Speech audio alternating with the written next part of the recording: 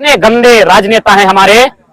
अभी हरियाणा में एक प्रोजेक्ट आया था, पता नहीं 800 है, 1000 है, 1500 कंफर्म नहीं है, लिंक हमारे पास है। मेगावाट का एक बिजली विद्युत संयंत्र की स्थापना होने वाली थी, लेकिन चूंकि अब कोयला था झारखंड का, बिजली बननी थी हरियाणा में, बिजली मिलना था हरियाणा को, लेकिन अब क्या हुआ, प्रधानमंत्री ने डिसीजन लिया है कि वो बिजली कहां बनेगी, झारखंड में। कोयला कहां का होगा, झारखंड का होगा। विस्थापन कहां के लोग होंगे, झारखंड के होंगे। SO2 कहां बढ़ेगा, झारखंड में। CO2 कहां बढ़ेगा, झारखंड में। NO2 कहां बढ़ेगा, झारखंड में। NO2 CO2 SO2 समझ रहे हैं ना केमिस्ट्री वाले, झारखंड में बढ़ेगा।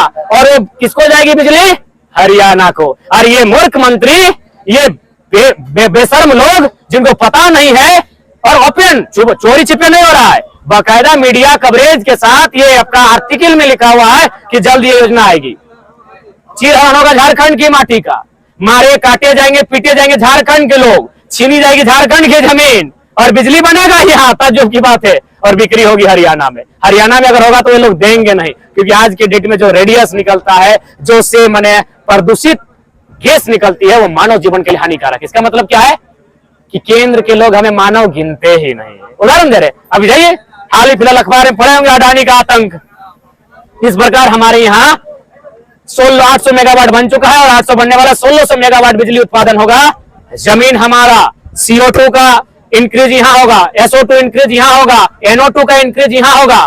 कोयला ऑस्ट्रेलिया से, वहां कोयला ऑस्ट्रेलिया से है, क्योंकि कोयला का जो रेट है, मैंने सॉरी जो क्वालिटी हो कोयला का, वहां ऑस्ट्रेलिया में बेहतर है।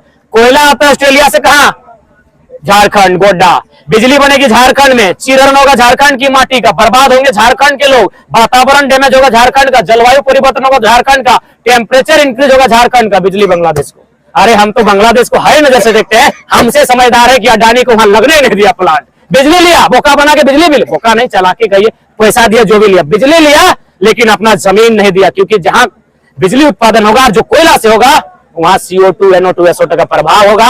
लोगों के साथ साथ जंगली जीव, पेड़ पौधा, नदी में प्रभाव होगा। आप कहे बांग्लादेश को डाउन करने का प्रयास करते हैं, आपसे बेहतर समझता है बांग्लादेश। आज देख सकते हैं अडानी को जमीन नहीं दिया गया।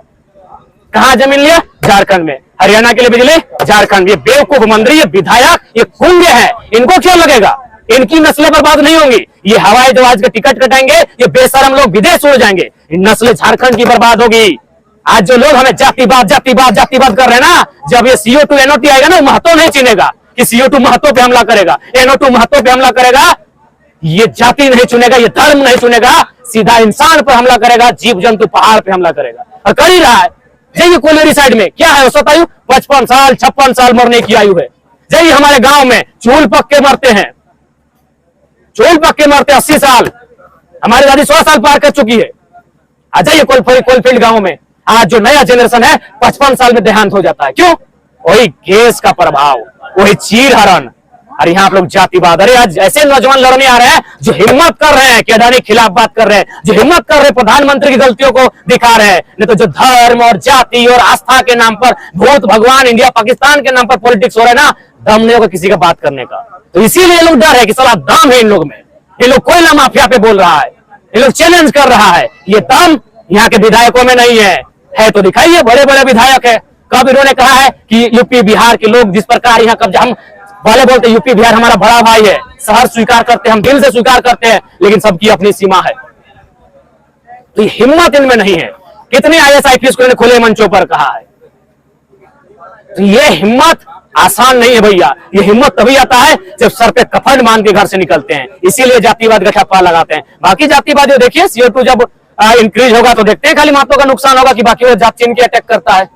जाइए गोड्डा, वहां जो जलवायु प्रदूषित हो रहा है, क्या एक जाति का नुकसान हो रहा है। जाइए नदी का किनारा दामोदर नदी, देखिए जो कोयला का खदान बना है, जो गैस निकल के आया है, जो जमीन बंजर हुआ है, क्या उससे दुष्प्रभाव हुआ है। तो केवल ये ठप्पा इसलिए लगाया जा रहा है कि इस आवाज को दबाया जा सके, क्योंकि आवाज आसान नहीं है भैया। यहाँ चुगली करने वालों की संख्या ज्यादा है, तलवे चाटरों की संख्या ज्यादा है। आवाज करने के लिए जिगरा चाहिए, और ये आसान नहीं है भैया। तो इसलिए हम झारखंडियों से कहेंगे कि जिस प्रकार चले जा रहे हो, जिस प्रकार ठगे जा रहे हो, सपोर्ट करो, या तो जाग के रहो बांग्लादेश और हरियाणा के तर्ज पर। नहीं तो ये झारखंड आने वाले दिनों में खंडहर बन जाएगा, तुम्हारे लिए पांव रखने का जमीन नसीब नहीं होगा। कहां जाइएगा, BSL जाइए, हर्ल जाइए, कोई भी फैक्ट्री में जाइए, टेनू घाट जाइए, पंचायत जाइए, कहां जाइएगा, सब जगह तो जमीन बर्बाद करके ले लिया है। बचा क्या है आपके पास। जोहार। लोकतंत्र के चौथे स्तंभ का हम लोग तैयार हैं बदलाव के लिए। उम्मीद है जनता का सहयोग होगा, साथ होगा, उनका आशीर्वाद होगा, उनका प्यार होगा। और लोकतंत्र के चौथे स्तंभ का बहुत बहुत आभार कि आपने हमारी बातों को गंभीरता पूर्वक गांव तक ले जाने का काम किया है। बहुत बहुत आभार।